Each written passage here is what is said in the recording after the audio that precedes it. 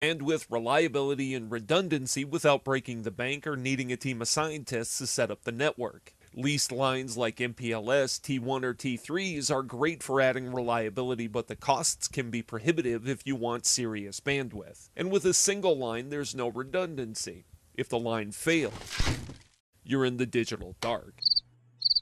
Internet connections like lanes of traffic on a freeway. Link load balancing routers place a toll booth between your connections and your internal network. As cars line up at the toll booth, the router directs them into separate lanes, which speeds up traffic by distributing it. But with balancing, there's no way to change lanes.